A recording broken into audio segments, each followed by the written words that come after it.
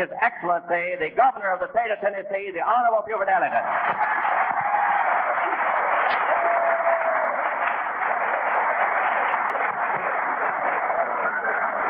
Thank you.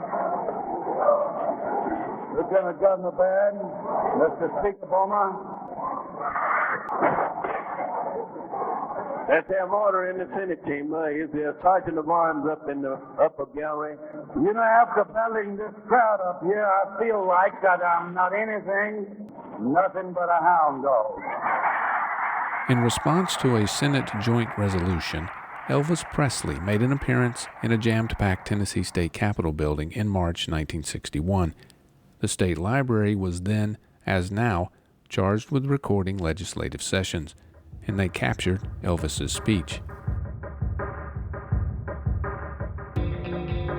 James Robertson's probably, in my view, one of the great unsung American heroes, and even around here now it's become sort of old hat. There's no real appreciation for the ordeal that was his life. Historian Paul Clements literally wrote the book about Nashville's settlement story. It's a dramatic tale, full of struggle and hope and bloodshed, one that he thinks could have greatly changed the course of American history had it gone differently. You'll hear these stories and a lot more on this episode of Nashville Retrospect.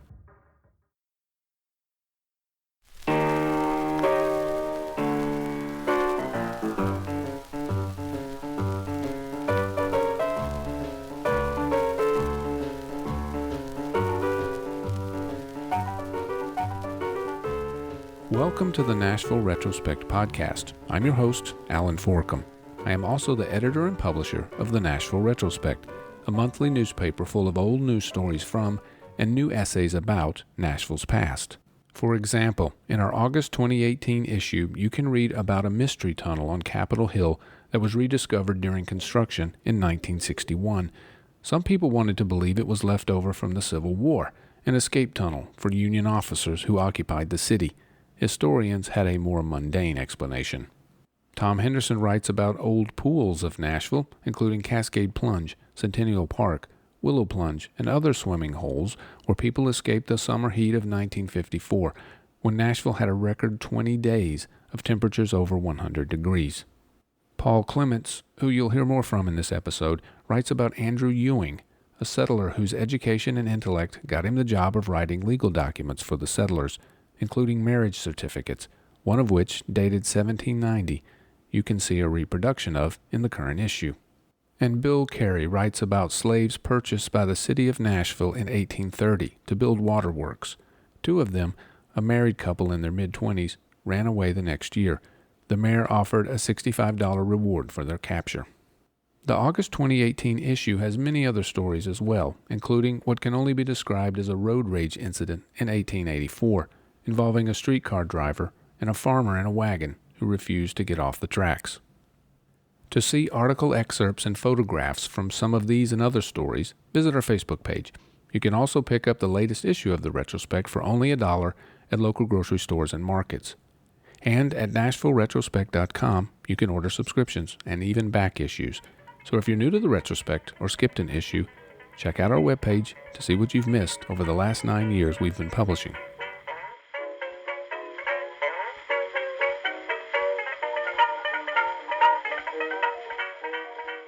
Of the hundreds of people moving to Nashville every week, how many know about the people who once risked their lives to move here?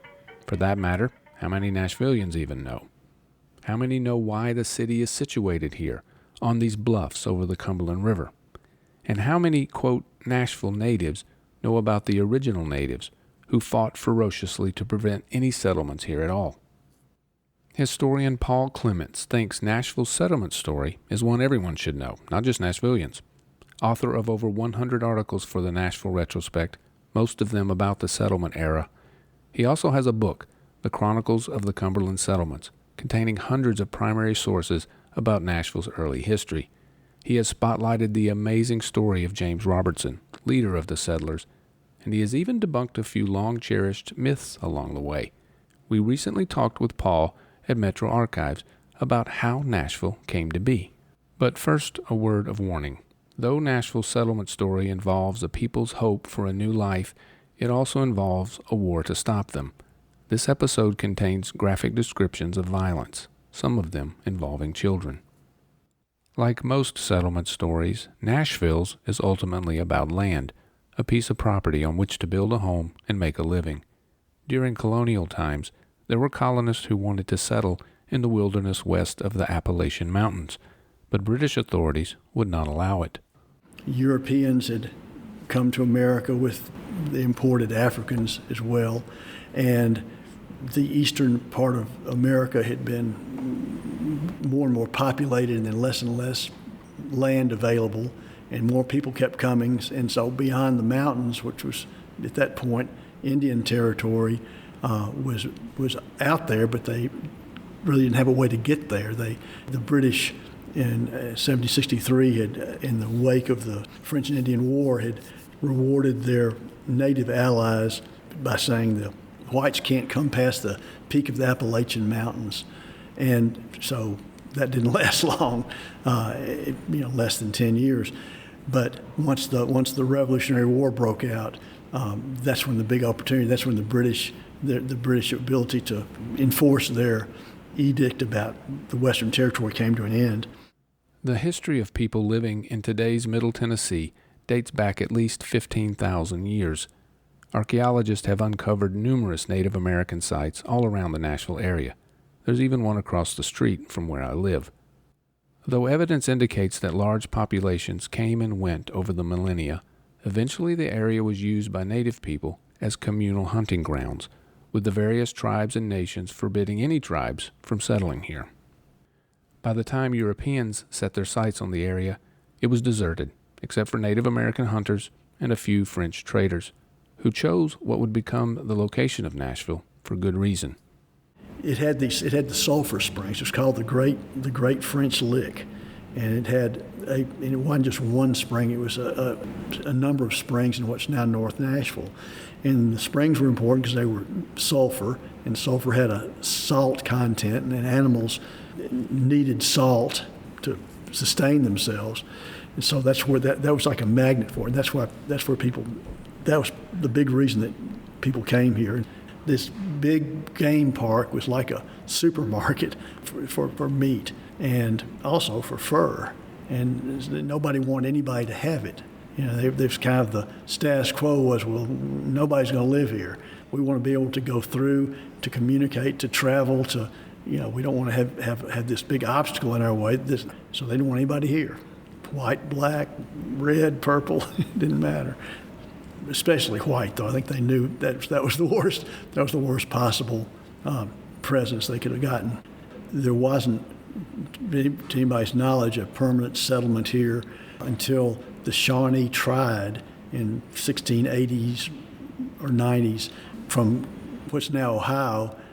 There was some sort of a schism that happened, and a group came and tried to settle here, and they asked the Cherokee for permission, and the Cherokee gave it to them, and then I think there was some blowback from within the Cherokee Nation, like we don't really want them there, and the Chickasaw really didn't want them. Chickasaw were centered in what's around Tupelo, what's now Tupelo, Mississippi, northern Mississippi, and they really didn't want anybody around here. And so when the Shawnee tried it, they got wiped out. They got attacked, and they finally were making an exit, and they just they got massacred as they were leaving. Not only did the native people from all over this eastern United States come to hunt, but the Europeans did too. It was a great way for them. They were called the long hunters because they stayed out a long time, and they bring their pack animals and set up camps, and they just kill as many as they could and skin them and take them back in the best way they could make a living. So then they came back with the accounts of this wonderful, rich country, because people over the other side of the mountains hadn't been here, and they said, well, here it is. The soil's unbelievable, and so everybody's going, oh, man. And then, again, you got people who have a great need for land. That's what wealth was back then. That was the one way to get wealthy, is have land. And you're a poor boy from Europe who came across and you can't afford anything. You don't have many options except be a sharecropper maybe. And all of a sudden it's like, oh, you mean I can go over there and get land? But it was wilderness land, Indian territory. No roads, just buffalo trails. Certainly no lots with for sale signs. Before settlers could move from the east, the land of the west had to first be acquired from Native Americans and turned into property. Entered North Carolina land speculator Richard Henderson, who had already established a number of colonies in the east. He spent years negotiating with Cherokee Indians to purchase western land, in spite of the fact that British authorities did not allow it. Richard Henderson wrapped up several million acres in 1775 with his purchase. The Transylvania Purchase is what they called it, and it was really all the waters of the Cumberland River. The entire watershed of the Cumberland, and all the way up into Kentucky, and then other. It's just a huge amount of property, and he was basically just trying to corner the market in western land, and then find and get settlers to come in and buy it. And he's the one who hired Daniel Boone to do the sort of prep work in Kentucky, and then later hired James Robertson to do the same thing in Tennessee. James Robertson was born in Virginia in 1742. One historian described him as having a firmness of character which qualified him to face danger. He would eventually become known as the father of Middle Tennessee. As a young man, he'd come across the mountains and been one of the principal figures in the Watauga settlement, 1770-ish, in East Tennessee, and had risen in prominence because of his steadfastness and his courage. He was just a very quiet person who followed through and did his, he was just a leader. He's just naturally. That's why Henderson, he was looking for somebody who can help really move this wilderness settlements 200 miles to the west. That's who came to mind. Henderson's scheme did not work out as he had planned. The Virginia legislature nullified the Transylvania Purchase, but the nullification did not affect the southern portion of the land he acquired, the area that would become Middle Tennessee. So, in 1779, with America's Revolutionary War against the British well underway, parties of settlers began making the long journey into the wilderness. Henderson hired two men to lead the way, James Robertson and John Donaldson. The people who came here basically came one of two ways. They came by land or by water. And the land groups were lots of different parties coming from lots of different places. And I should say that there's always over time we tend to simplify what happened. And so when Robertson came here with his 10 or 11 associates in early 1779, there were 35 or 40 people already here who'd come down from Kentucky. Everybody knew that this was happening. This is going to happen this fall, and everybody wanted in on it. And so there were a number of people at the French Lick, which is now in North Nashville, and so the overland people were coming from everywhere. There's another simplification is that Robertson led this great cavalcade of hundreds of settlers through the wilderness. There were 12 or 15 people in this whole party. There were a lot of people, and they did get joined by other groups as they came. But you had parties coming from South Carolina, Kentucky, Virginia, and they were coming, and they were coming because we want the best land there. So when Robertson's party gets here, there's already 30 or 40? When they got here in March, trying to lay the foundation, there were a lot of people here from Kentucky and other places who thought they were going to, they wanted to be part of this grant, get in on the ground floor. When he came back, probably in the late fall of 1779, there was some people here, some people, and they were Mansker Station, which is Goodlettsville, basically. There were people coming in all the time. I'm sure there were some ahead and some behind, and a few had joined him. He ran to a party led by John Raines of Virginia on the way, and Raines was going to go to Kentucky, and he convinced him to come down here because they wanted all the good fighting men they could get. They're going to need them. And so some of it was just random like that, just who you ran to on the trail. And the way they came up, the way Robertson came up here, where the other ones went down the rivers, Robertson went, up through Kentucky and then dropped down, came through kind of roughly the Cross Plains area and on down to Goodlettsville. and stopped and didn't come across the river until, contrary to popular belief, it wasn't on Christmas Day, although it makes a sweet story, unless they walked on water because it hadn't frozen yet. And we know that because of Daniel Smith's journal it covers a different part of the Cumberland. When they did come across, it was, several weeks after Christmas. Then they settled in North Nashville, pretty close to where he planted his corn the first time, and established Freeland Station, which for people who are around here want to know, it's where Worthen Lofts is now, where Worthen Bag used to be. There's still a nice sulfur spring right there. That's where they were. The smaller overland party drove herds of livestock needed for the settlements, while the riverbound party contained large groups of settlers and their belongings. A fleet of flatboats and canoes, all loaded with families, livestock, and supplies, embarked in December 1779. The river journey commenced up around Kingsport, and John Donaldson was another person who Richard Henderson lined up for this purpose. And he got something, there were about 40 different craft that would transport families, because you think about trying to go through basically take a wilderness road with your bureau and your beds and your stuff. You couldn't do it. And your cooking pots and all the things you had to have. It just would have been, I don't think they could have done it. What is the rough number of people who were on the water voyage? That's hard to say. There were men, obviously, and some of them were just hired on to try to be guards. A lot of women, a lot of children, and slaves, and 40 different craft. I mean, it's hard to estimate, really. Right. 400 or 500. They ended up taking a 1,000-mile trip down the Holston River to the Tennessee, and down the Tennessee to the mouth of the Ohio, and a few miles up the Ohio to the Cumberland, and then the last 220 miles up the Cumberland with all this stuff. And then on the way, it's horribly cold weather. They weren't sure whether they were going to be attacked by Chickamauga Cherokee or not, and they were. Though there had already been numerous violent clashes between colonists and Indians in the past, the Donaldson party hoped to avoid native people on the river who might be hostile to the westward movement. The river attack foreshadowed the harsh realities both sides would face. Close to the present site of Chattanooga, they were coming through, and the little background is that not too long before that was an attack launched against the Chickamauga towns down there in that area by settlers.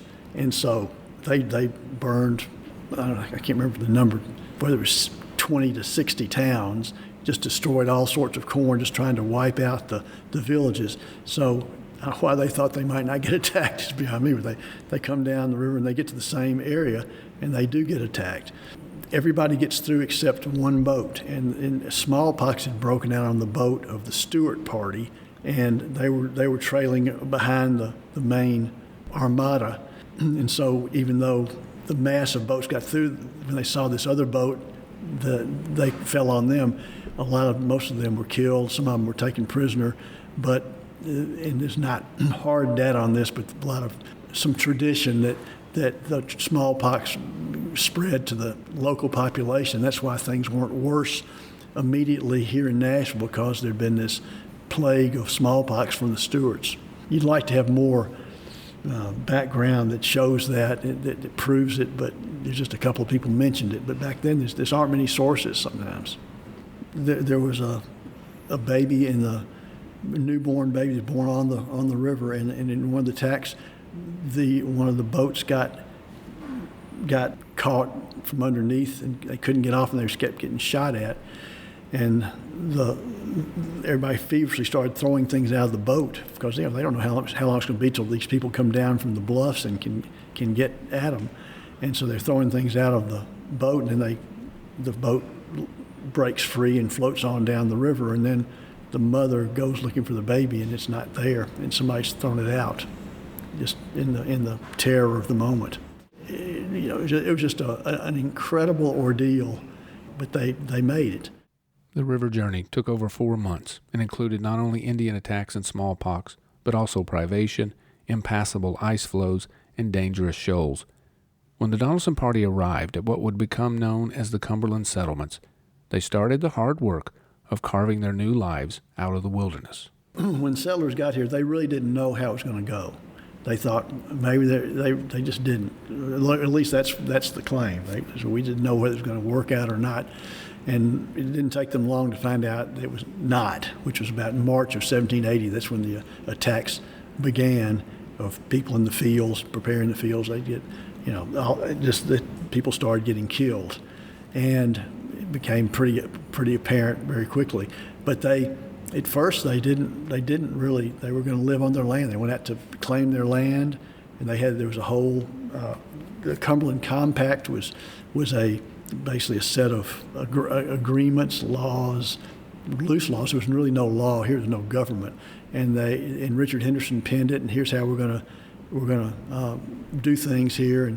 And so if you come and by this date, and if you improve your land and claim your land, you get X number of acres that'll be yours, and for a certain amount. And he was incented to have, he couldn't wait to have a big population move in, because as soon as that happened, you attains critical mass, and it's like building a shopping center. You get your anchor store and you go crazy. So he was just thrilled to have people coming here, and they were promoting it, and there were even advertisements in Eastern newspapers like, come to this great Garden of Eden, but sometimes a little bit misleading.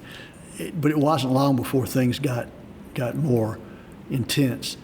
An indication of how intense the situation would become can be found in the need for fortified homes.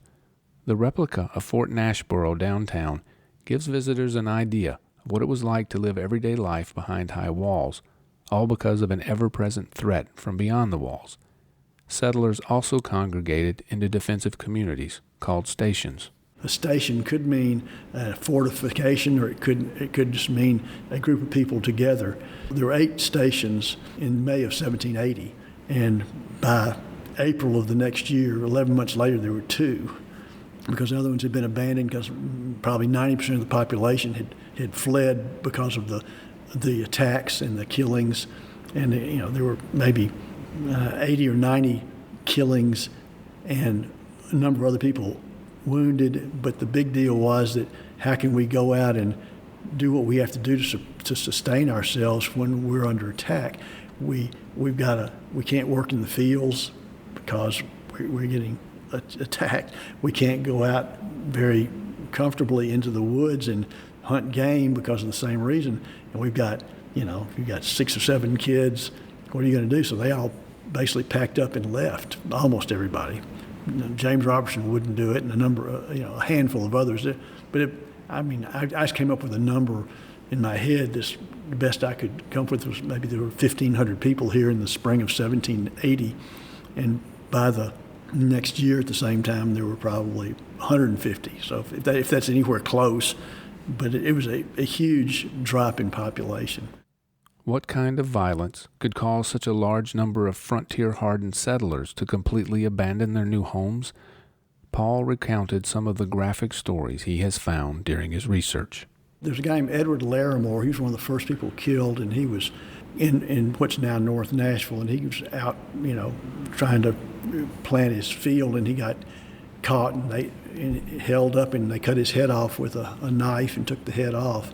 David Hood was living at Freeland Station before it was attacked. This was earlier in 1781, and he was out. He got attacked by a group. I can't remember which individuals it was. But he got scalped, and he played dead. And they were taking his scalp off. While they're cutting it off, he's fully conscious, and he's got to act like he's dead, or they're going to kill him. And so they took his scalp off and left him for dead. And after a little while, he got up and tried to make his way back to Freeland Station, and the same people saw him, and they got him again, and they stomped him on the back of the neck to try to break his neck, and he played dead again. Somebody found him, and they took him back to Freeland Station, and there was an outbuilding, and they said, well, he's not going to survive this. They just left him out in the building just to die. Third time he's been left for dead. And some of the women in the station, that's just not right. He's still alive. He needs to be given a chance. And so they brought him in and stabilized him. And not soon after that, Robertson came back from going again by himself up to Kentucky to get some salt, and he'd heard some possible settlers were up there. This is the really darkest time among the dark months of the settlements. Robertson comes down, and he'd learned to medically deal with a scalping victim, and it involved taking an awl, a needle, and pushing it down through the skull by creating maybe 100 different perforations, and the ooze of matter that would come up out of the interior would cover the bare skull and would actually form flesh again. So Robertson actually maybe performed the first operation in that early, and David Hood survived, and he was a teacher for a while, and he died. Maybe 1794, I think, is when he died. There were horrible things that happened. One of the more gruesome ones was later on, and the Creeks were responsible for this. This woman named Mrs. John Haggard, who lived in Mayfield Station, which is east of where Brentwood is now. They were going in to visit somebody, and she was several months pregnant, very visibly pregnant, and they got captured, and the attackers killed her, cut out her fetus, and then put them on displayed it for whoever found it to be terrorized by. In spite of the violence, the few remaining settlers, still being led by James Robertson, were determined to stay. The concerted attacks against them came from various Indian groups, including Creeks, Chickasaw, and Chickamauga Cherokee. The culmination of native efforts to drive the settlers from their hunting grounds would become known as the Battle of the Bluff. The Battle of Bluff happened on the morning of April 2nd, 1781. Robertson and all the people who had been living in Freeland Station had abandoned it because it couldn't be defended. And so everybody congregated. It's almost, if you think about the Alamo, in a way, you're not too far off. Very embattled people who come together just trying to protect themselves behind the walls of this fort called Bluff Station. And then there was a lot smaller group of people down the river, about a mile on the outside of the river at Eaton Station. So that morning, 2 or 3 Indian shot at a guy who'd gone out to milk his cows. And everybody kind of got up, and there's somebody out there. The humorous part of it is one of the Indians that got where everybody in the fort could see him, and he slapped his hams, meaning he lifted his loincloth and bent over and sort of semi-mooned the people there, and they were very offended by that, and they thought it was just a couple of jokers. And so James Leeper, who lived next door to James Robertson in the cabin, said, we got to go out and chastise them. And Robertson, it's a trick. They're just trying to draw us out.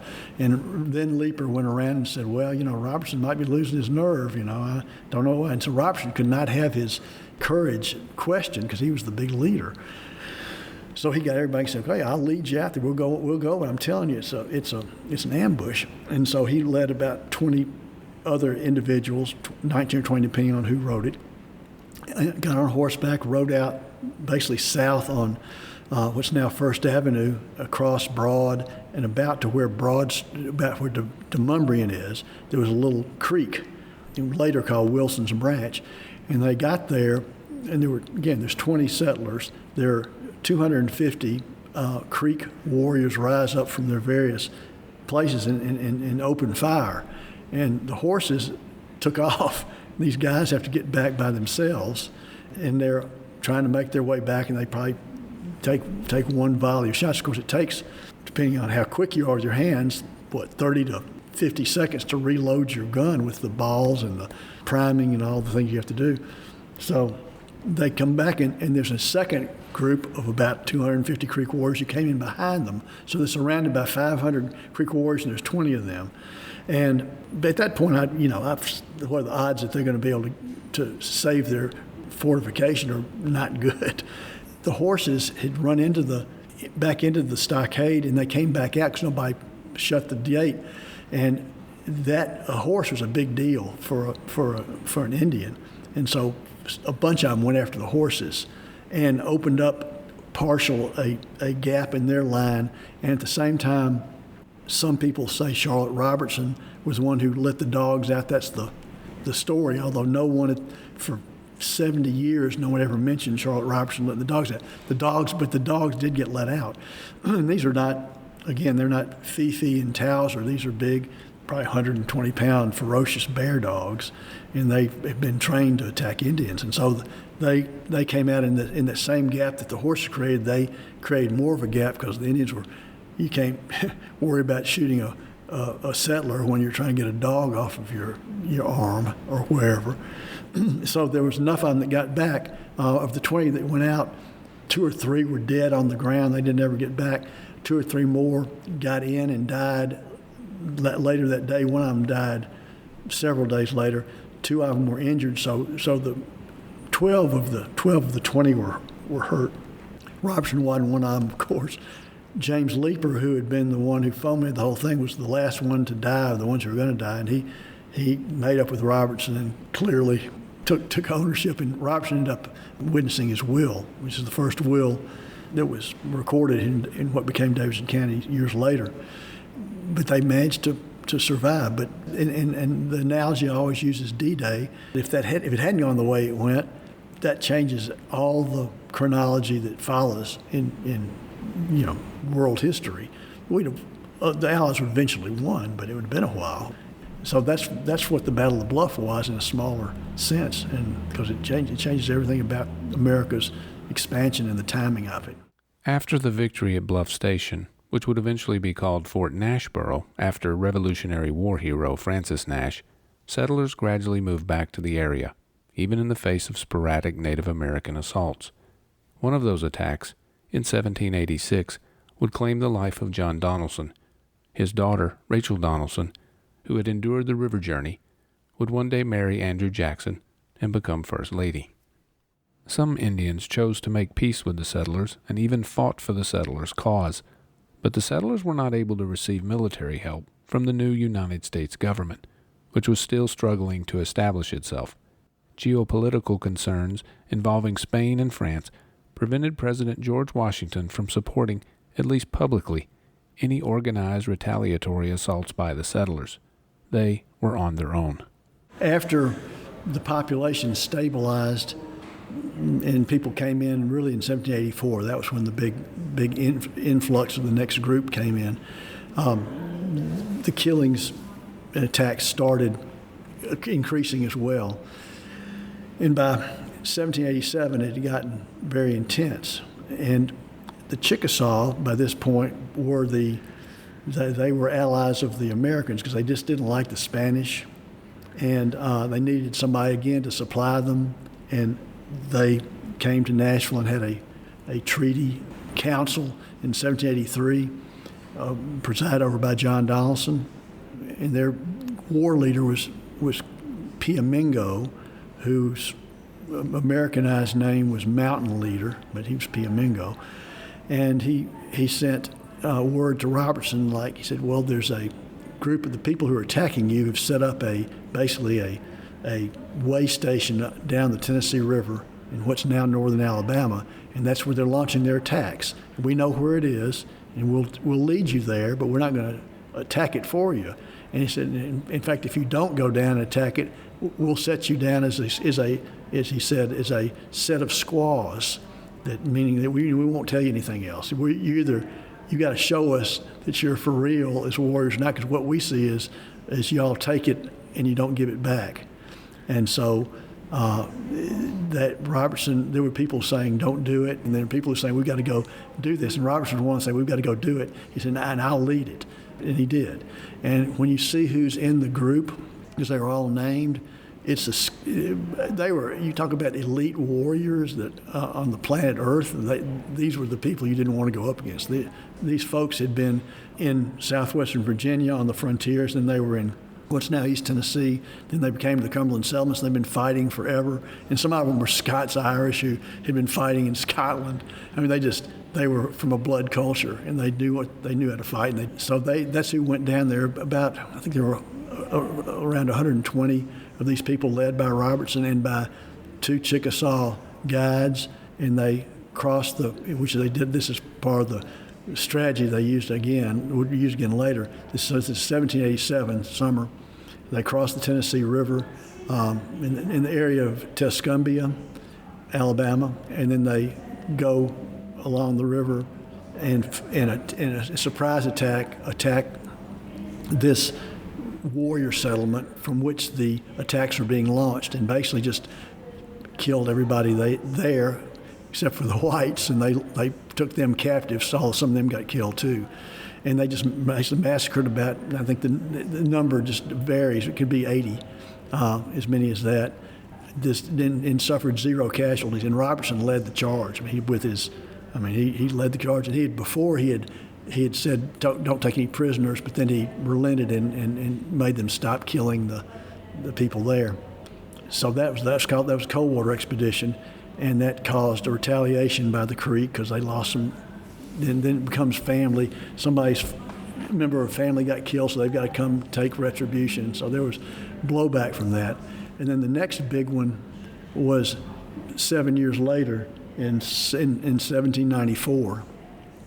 And Robertson couldn't control the retaliatory instincts of the people anymore. And I think around 600 settlers who went overland, and the area is around close to where Nickajack Dam is on the Tennessee now, and 200 of them crossed the river. A lot of them couldn't swim. Why they went down on this military expedition that meant you're going to have to cross the river and you can't swim and you can't get. I don't know. A lot of them didn't make it across, but enough of them did. And it's an incredible story. But they went across in the middle of the night. By the next morning, they were on the other side. They did a forced march of 8 miles around to the backside of these village, and came down a mountain, and then basically hemmed in the villages for the village of Nickajack from all sides in the river, and then just killed a whole lot of people. Some really, you talk about collateral damage, and there was a squaw nursing her child. The child got shot in the head, but it wasn't. I think it was a stray shot. Although there's some people there who probably would have done it if they had a chance. But it was basically a massacre. They prevailed, and there was a town upriver a little bit called Running Water, and they went and they disappeared by then, and they burned both towns. These towns were not. It wasn't Wounded Knee. I mean, they were the again, just like in the Cold War expedition, they were the embarkation point of a lot of attacks. There were a lot of warriors there, but there were a lot of people who were there who weren't. And it's just, you had people who were culpable for some of the, who deserved retaliation, and there were some who didn't, and probably more of them didn't than did. But it's attacking. That's what's going to happen. So the result of the attacks on Nickajack and Running Water was, they really did. That sort of broke the back of the Chickamauga. The last attacks in Middle Tennessee were very handful. In the summer of 1795, and then it was over. Although nobody was ever sure it's over until a certain amount of time has passed. But it became word went out really quick that it's over, and people came in droves. And there's a lot of documentation about that. People saying, "Good Lord, there's a wagon road had been built from what's now East Tennessee, and suddenly they didn't have to go down the river with their stuff. They could bring it in wagons, and they just there was just a mass of population showed up."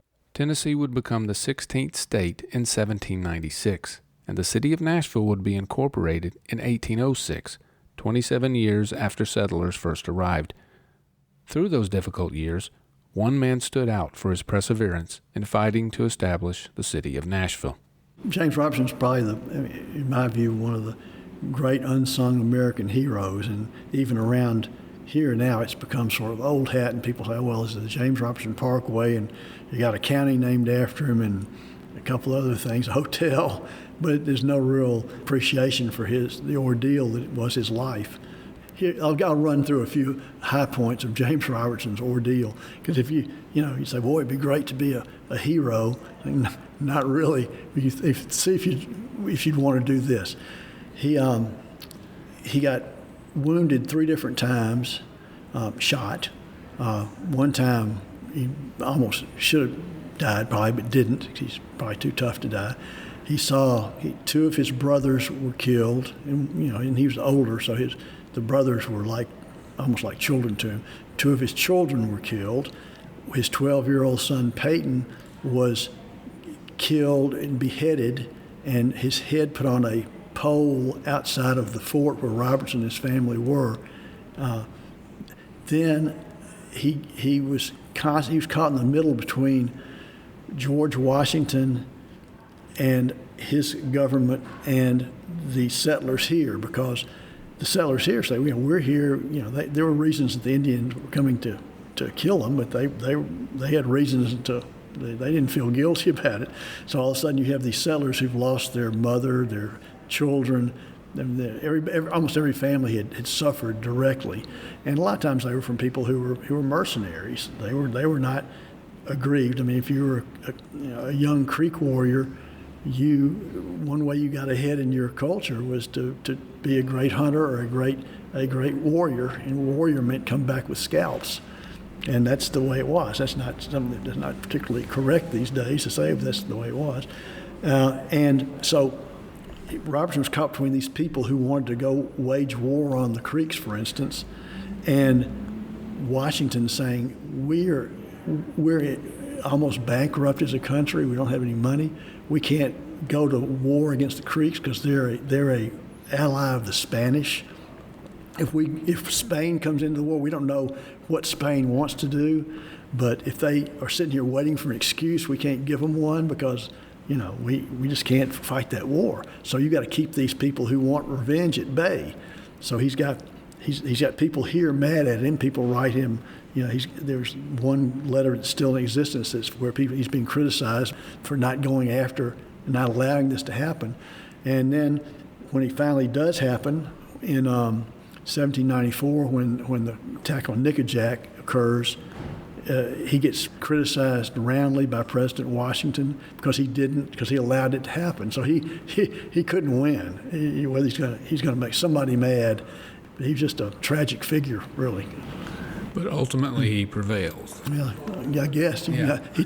He died of a carbuncle on his nose getting infected in 1814. That's how he didn't die because of getting shot or scalped or anything else or drowning in the river. But in what I just described is the tip of the iceberg. I mean, he made trips by himself from the Cumberland settlements all the way back to the North Carolina Legislature on numerous occasions. If somebody had found him in transit, he'd have been killed, but he just always got through. He's just a brilliant outdoorsman and tough and smart and wily. If somebody asked me, do you want to be George Washington or Robertson, had the easiest life, let me be Washington. Let me be anybody. No, let me be Robertson. I'll be anonymous. I just don't want to go through what he went through. After decades of bloodshed on both sides, the Native American groups ultimately lost their fight to prevent the Cumberland settlements. If it was a question of how vast areas of unoccupied land should be used, then the European idea of private property and individual ownership won out over the Indians' communal approach. But, according to Paul, it was the Europeans' technological superiority that ultimately made the difference. This is a cultural collision. It wasn't an American Eden before the white man came, and it wasn't a bunch of lurking savages. And looking at them sociologically, they were more advanced than the Europeans in some of their the things that we look at now. How you're supposed to raise children.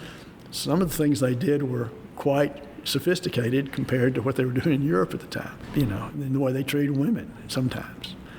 The native people were smart and eloquent. I mean, Attacullaculla, who the whites call Little Carpenter, was just brilliantly eloquent, as were so many. You see the transcriptions of the peace treaties, and the ones who spoke like poets none of them were the white people. They were the native people. If the native people could get in a time machine and get a consultant to come back, somebody should say, if you all want to survive, you better learn to produce your own necessities, because the way it was then, they did not produce, none of the native people produced firearms, gunpowder, clothing, modern clothing, metal axes, all these things that were crucial, they didn't produce. So guess what? They had to trade for them, and here they had to have a European trading partner to survive. And the most interesting, I guess, or most dramatic example of that was probably when settlement first happened, when the whites first showed up. The British, here the Iroquois. The Iroquois they established a relationship with the British and got firearms, and immediately became the most dreaded force in this part of North America, and they just destroyed everybody because they had the guns and these other people didn't, so they had to go get guns too. And so then if one group got cut off from their supply, they were at the mercy of their ancestral enemies, and they had to survive. They had to have a way to get these things. So it's important to understand that. There's much more to this story than we are able to include here, from the early history of Native Americans to the battle at Buchanan Station. But if most of what you just heard is new to you, well, for one thing, you haven't been reading enough of the Nashville Retrospect. But Paul thinks there's another, bigger reason why you may not know the story. And Nashville's so far behind in so many ways, as far as, we're the largest city in America, to my knowledge, that doesn't have a place to tell its own story. I mean, Hohenwald and Bethesda, even Franklin, Clarksville, Murfreesboro, Columbia, all have a place where you can go and find out, here's what happened, here's what's happened here. Not here. We got the State Museum, and it's a wonderful organization, but they're telling Greenville and Memphis and Jackson too, and you might get a little Nashville. You get a little Nashville, but you won't get the comprehensive story. So that's just, to me, if it wasn't true, it'd be laughable. Like, really, is that who we are? We don't even have this. So we're still working on that a little bit though. But this place is wonderful, and people should come here when they're coming to our fine convention center and be able to say, I'm staying in the place where the Battle of the Bluff unfolded, and my gosh, if this hadn't happened the way it did, America wouldn't be America. And there are places like that all over the country. Not a lot of them, but Gettysburg, Pennsylvania is one of them. Things have gone a little differently, and the whole future changes. The Battle of New Orleans is another one, but Nashville, Tennessee is one of them. And they know about theirs, and we don't really, our officials don't seem to know or care. The not caring is worse. I understand, you know what you know, but if you don't care, I don't know how you fix that. But at some point, we'll get somebody in here who does want to do it. Our thanks to Paul Clements for the interview. You can read more about this history in his book, The Chronicles of the Cumberland Settlements, and in his articles, available in current and back issues of the Nashville Retrospect.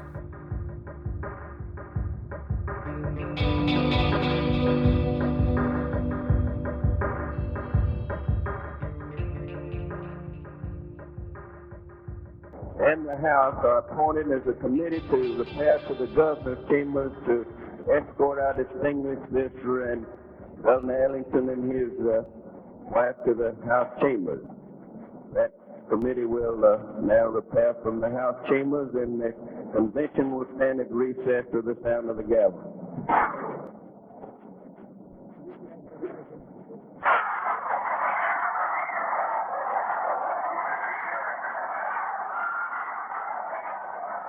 You're hearing the moment Elvis Presley entered the Senate chambers on Capitol Hill on March 8, 1961. Governor Buford Ellington's daughter, Anne, was with Elvis, holding his arm.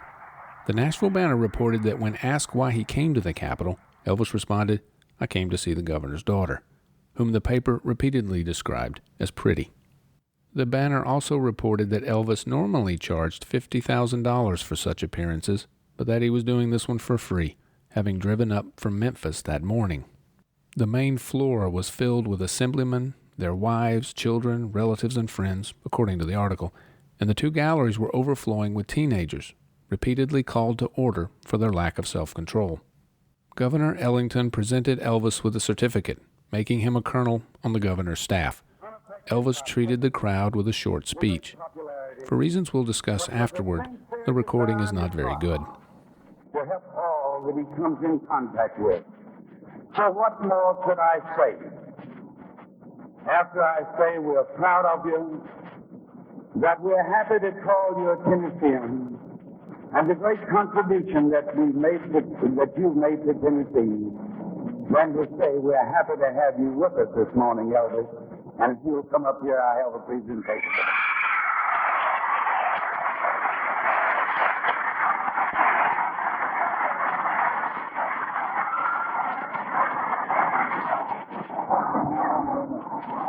Elvis Presley,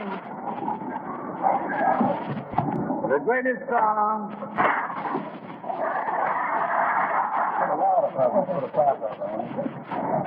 The greatest honor that the government of Tennessee can bestow upon a man is to ask you and present to you this certificate of colonelship on the governor's staff.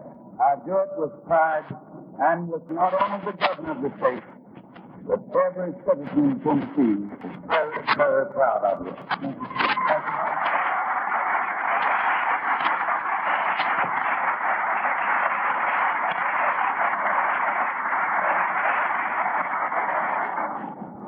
Thank you, sir.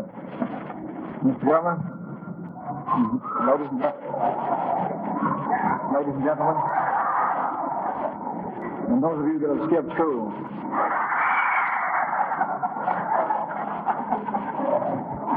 I'd like to thank you very much for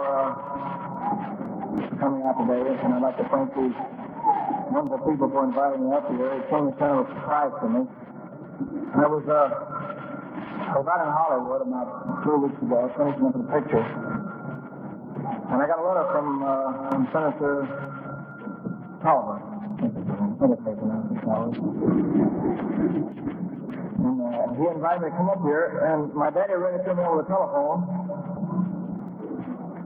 and he said that when they come to Nashville to be made an honorary senator. Here, Elvis said he wished that he could sing for the crowd, but that he was not allowed. He also wished he could tell jokes like Tennessee Ernie Ford, who had appeared before the legislature the week before.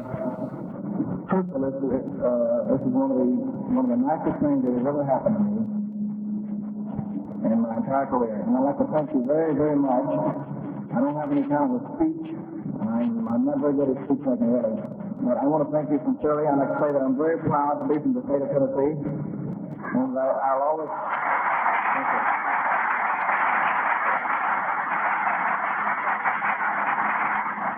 I will always call this my home. I have people that ask me all the time, are you going to move to Hollywood? Do you think you'll ever live out in Hollywood? And my answer is definitely not, because it's nice to go out there and work.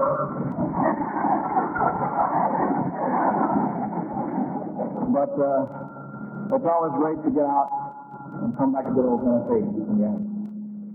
And so I don't have very much to say, ladies and gentlemen. And again, I'd like to thank you from the bottom of my heart. I hope I can live up to this honor. I'll do my very best to.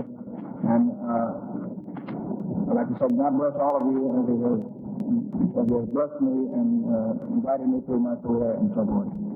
And thank you very much. Thank you.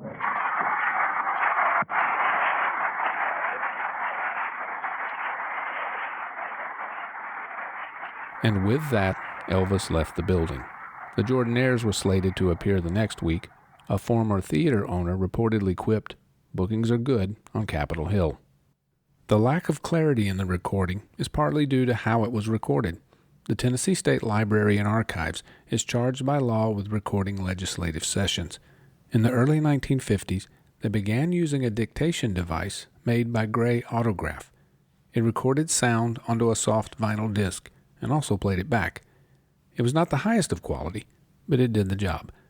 You can see photos of the machine and the Elvis disc on our podcast webpage.